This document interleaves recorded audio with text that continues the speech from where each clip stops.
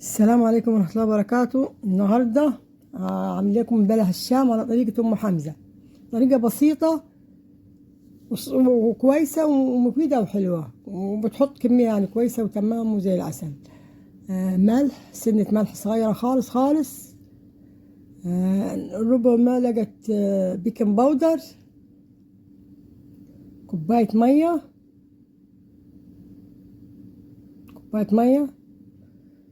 نضيف المية كده. كوباية زيت صغيرة. حط سنة ملح صغيرة خالص خالص خالص، يعني عشان هي تدي الطعم، تخليها يعني ليها طعم كده، مش هتخليه. كان نحطهم على على البوتاجاز بتاعنا، نخليهم لما يفوروا.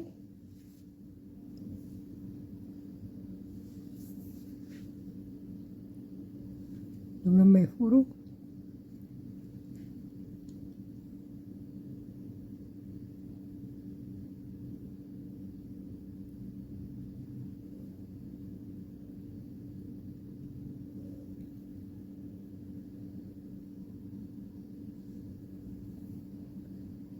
بعد كده انا عندي العقدة جاهزة، ما عملتهاش. أنا المفروض كان عملتها لكم قدام اليوتيوب، بس انا عندي في الثلاجة موجودة. كوبايتين سكر او كوباية مية حلوة كده، وليمونة حادقة، عاملهم في بعضهم. ايوه كده هيفور خلاص. المية هتغلي، لما تغلي تحركيها.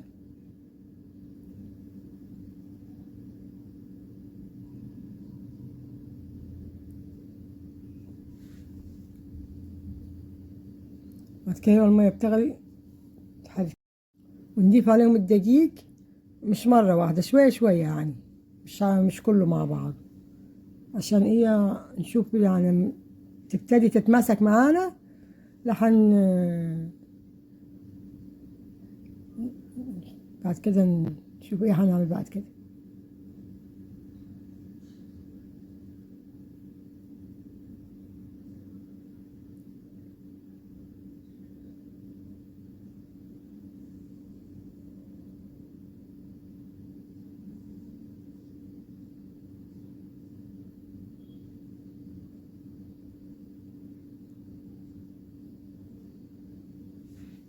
كده كله بقي حتة واحدة. هنصبر عليه قيمة 10 دقايق يعني مثلا كده. بعد ما يبرد شوية هنضيف عليه ربع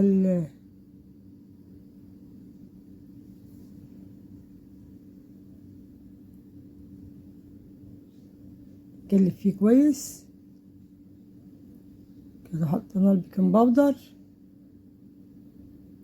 بعد كده هنبتدي ايه نقطع.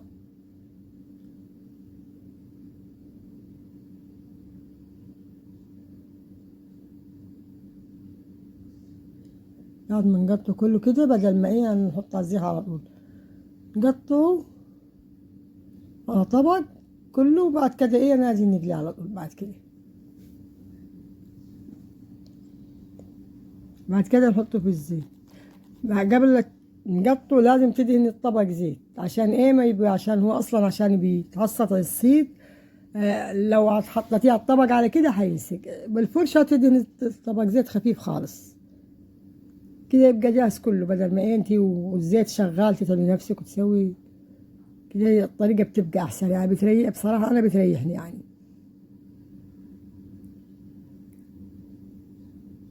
يطلع طعمه جميل وحلو. بعد ما يطلع تحطيه في العقدة.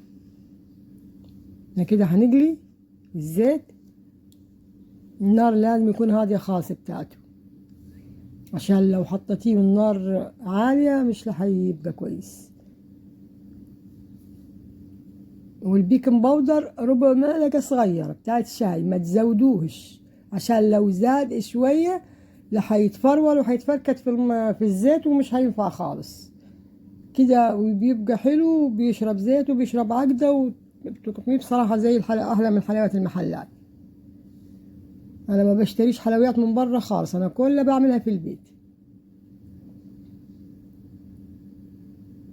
ولسه هجيب لكم الكنافة بطريقتها على أنواعها كلها، والبسبوسة والبسيمة، كل الحلويات هعملها لكم كلها في البيت، وهوريكم الطريقة بتاعتها، طريقة ست أم حمزة.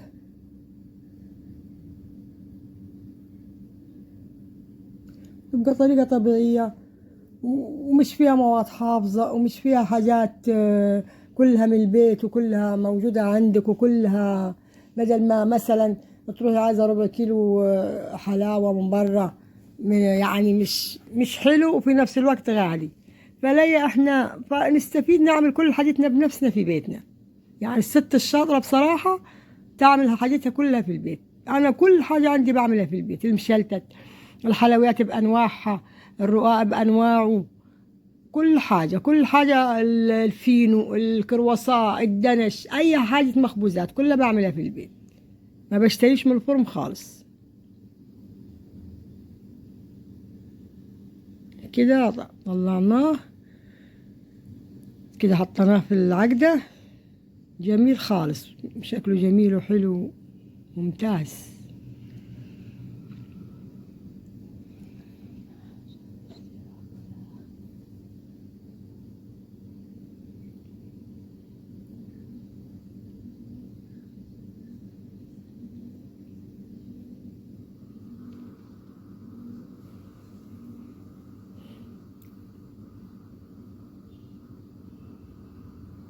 جميل ولونه جميل وشكله جميل. يكون عجبكم، ودعموني واشتركوا لي في القناة، ولو لكم أي تعليقات، أي حاجة عايزينها، أي نصيحة، أنا مستعدة. أي أكلة، أي حاجة، أي أكلة في الدنيا كلها، أكلة مصري، أكلة سوري، أكلة أي أكلة. السلام عليكم ورحمة الله.